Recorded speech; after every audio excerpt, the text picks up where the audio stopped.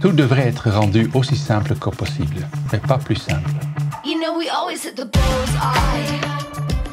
Je suis Jaap Van Meegen, ingénieur de recherche au sein de UMR Pégase au centre INRAE Bretagne-Normandie.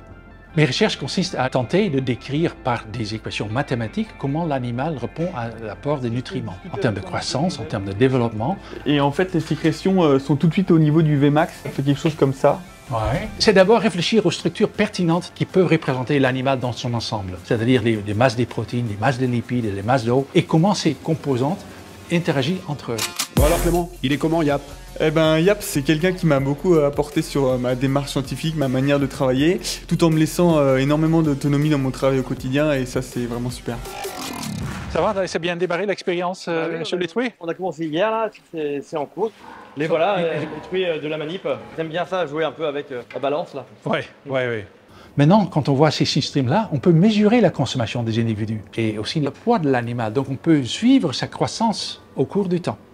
Quand on parle d'alimentation de précision, on veut en fait nourrir les animaux à la carte.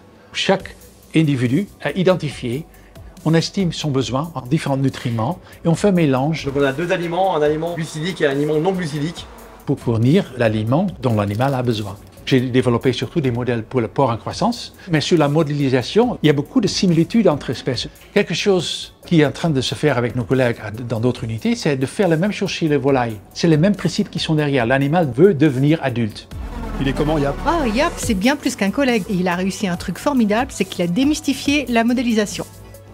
J'ai quelque chose à partager avec vous. Imaginons que la différence entre votre consommation d'énergie et les dépenses énergétiques est équivalent à 1 cacahuète par jour. Vous allez gagner 20 kg de lipides en 40 ans. C'est incroyable cette capacité de notre corps de maintenir le métabolisme énergétique. Ça devient une réalité au moins pour la recherche. Demain, ça va être une réalité pour l'élevage. Ça change énormément de choses pour l'animal. Ça change aussi des aspects pour l'éleveur parce que ça, c'est contrôlé par des ordinateurs, par des programmes, par des modèles in fine. Donc le métier d'éleveur change aussi. Et c'est pour ça que c'est important aussi que les modèles soient utiles et validés par le terrain. Bon alors Colette, il est comment Jaap? Ah, Jaap, c'est un collègue franchement passionné par son travail. Et ce qu'on doit vraiment regarder, c'est comment la société va percevoir ce type de système. Comme une industrialisation de la production animale ou comme une opportunité où les animaux sont mieux pris en compte par rapport à leurs propres besoins, par rapport à leur propre état.